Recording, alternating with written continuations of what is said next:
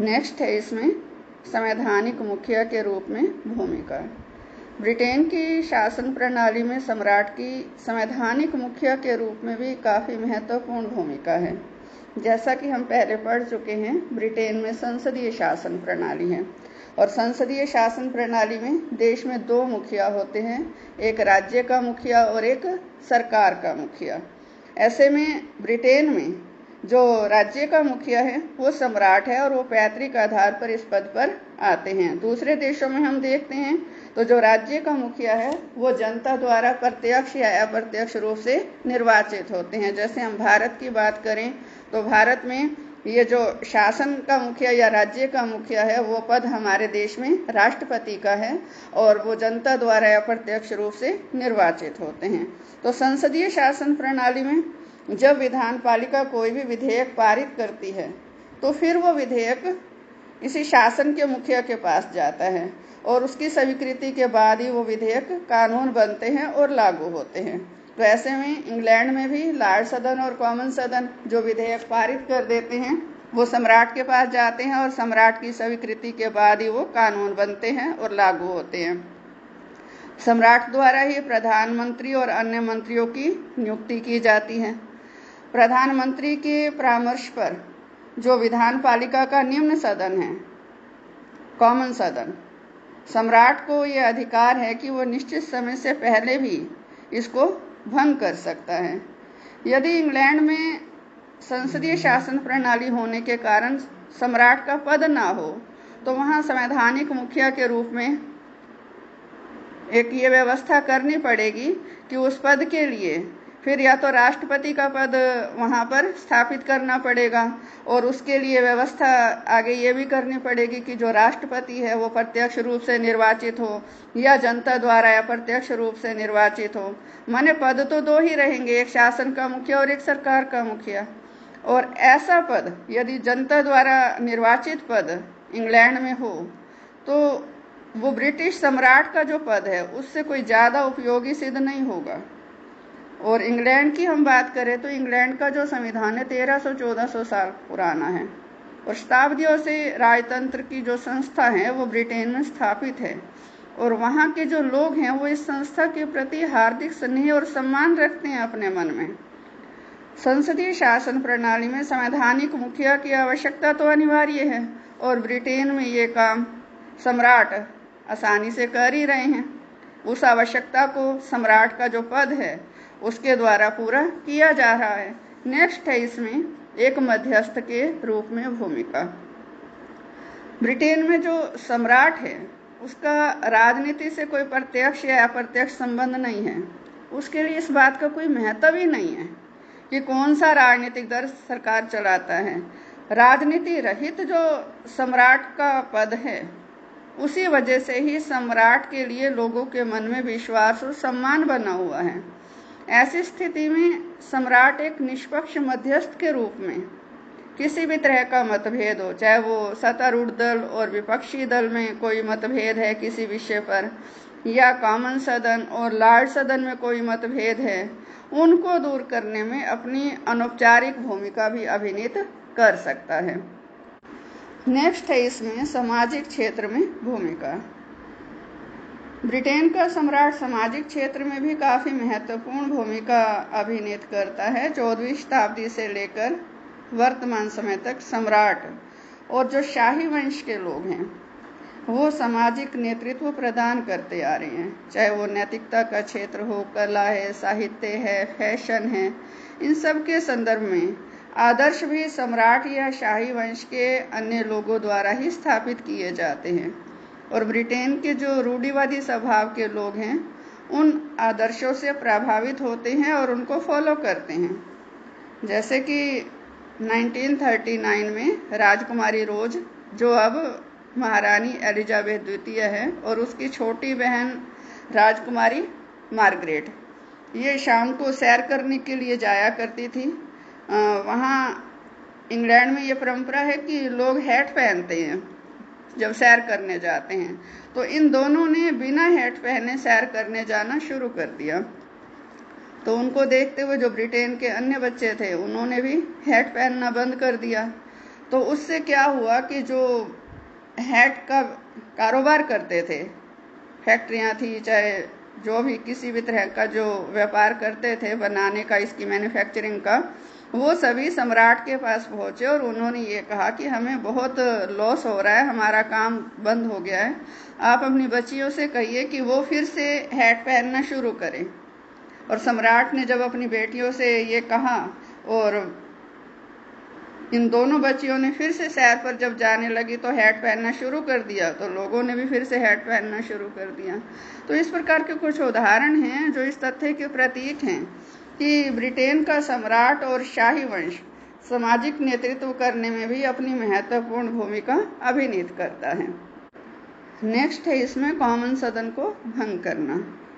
हालांकि पिछले कई वर्षों से सम्राट ने कॉमन सदन को भंग करने की जो मंत्रिमंडल की सिफारिश है उसको अस्वीकृत नहीं किया, लेकिन सम्राट ऐसा कर सकता है। सम्राट के पास ये शक्ति भी है कि यदि प्रधानमंत्री परामर्श दे कि संसद के निम्न सदन को भंग कर दिया जाए निश्चित समय से पूर्व, तो सम्राट अपने विवेक के आधार पर कॉमन सदन को भंग करने से इनकार भी कर सकता है और वैकल्पिक सरकार की व्यवस्था कर सकता है। नेक्स्ट है जानकारी प्राप्त करने का अधिकार। इंग्लैंड में सम्राट को ये अधिकार है कि वो प्रधानमंत्री एवं मंत्रिमंडल से राज्य प्रशासन से संबंधित किसी भी प्रकार की जानकारी प्राप्त कर सकता है। मंत्रिमंडल की बैठकों की कार्यसूची को हालांकि सम्राट के पास भेजा जाता है, उसके अतिरिक्त भी यदि उसको कोई अन्य जानकारी चाहिए तो वो उनसे मांग सकता है। सम्राट इस कार्यसूची में शामिल किसी भी विषय के संदर्भ में जानकारी प्राप्त कर सकता है और मंत्रिमंडल की बैठकों के लिए निर्णयों की जो जानकारी है, जो भी मंत्रिमंडल की बैठक में निर्णय लिए जाते हैं, वो जानकारी भी सम्राट को प्रेषित की जाती है। नेक्स्ट है इसमें राष्ट्रीय संकट काल के समय में भूमिका। यदि देश में संकट पैदा हो जाए कोई, तो सम्राट इसे हल करने के लिए सर्वदलीय बैठक बुला सकता है। सम्राट द्वारा किए गए इस कार्य के लिए कोई भी, यदि सम्राट ने बैठक बुलाने का निर्णय लिया है, क्योंकि सम्राट खुद दलगत राजनीति से ऊपर है, तो कोई भी दल उसमें आने से मना नहीं करेगा और सम्राट जो इसमें सलाह देगा उस संकट से निपटने के लिए, तो विपक्षी दल भी, सत्तारूढ़ दल तो उसमें सहयोग करेगा ही करेगा, विपक्षी दल भी उसमें अपना पूर्ण सहयोग देते हैं। ऐसा इंग्लैंड में कई बार किया भी जा चुका है, जैसे 1914 में सम्राट जॉर्ज पंचम ने आयरलैंड की समस्या को हल करने के लिए ऐसी ही एक सर्वदलीय बैठक बुलाई थी। तो इन सारे तथ्यों से बिल्कुल स्पष्ट है कि इंग्लैंड की संवैधानिक प्रणाली में सम्राट का काफ़ी महत्वपूर्ण और प्रभावशाली स्थान है। हालांकि व्यावहारिक रूप में प्रमुख शक्तियों का प्रयोग मंत्रिमंडल द्वारा किया जाता है और सम्राट को मंत्रिमंडल के परामर्श के अनुसार ही अपने कार्यों की पूर्ति करनी पड़ती है, लेकिन फिर भी एक बुद्धिमान सम्राट शासन के हर क्षेत्र में अपने अस्तित्व का अनुभव करा सकता है। इंग्लैंड के सम्राट की स्थिति गाड़ी के 5वें पहिए के समान नहीं है, बल्कि ब्रिटिश शासन प्रणाली में उसका महत्वपूर्ण स्थान है और वह एक निष्पक्ष मुखिया के रूप में एक प्रभावशाली भूमिका अभिनीत करता है।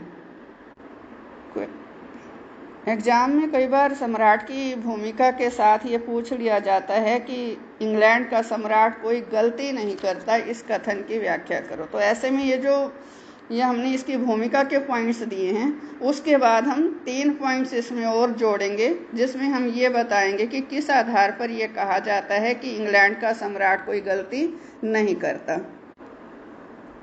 मुख्य रूप से 3 दृष्टिकोण हैं जिनके आधार पर यह माना गया है कि इंग्लैंड का सम्राट कोई गलती नहीं करता। फर्स्ट है इसमें वैधानिक दृष्टिकोण। इंग्लैंड में जो सम्राट है वो कानूनों तथा न्याय का स्रोत माना गया है। देश के सभी कानून उसके नाम पर लागू होते हैं और संसद द्वारा पास किया गया कोई भी विधेयक उसकी स्वीकृति के बिना कानून का रूप धारण नहीं कर सकता।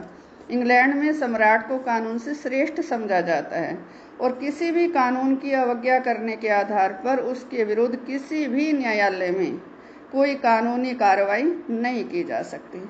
सम्राट को किसी न्यायालय में पेश होने के लिए नहीं कहा जा सकता तथा कोई भी न्यायालय सम्राट को बंदी बनाने का आदेश नहीं दे सकता। तो सम्राट की कानून से श्रेष्ठता इस सच्चाई का प्रतीक है कि इंग्लैंड का सम्राट कोई गलती नहीं कर सकता।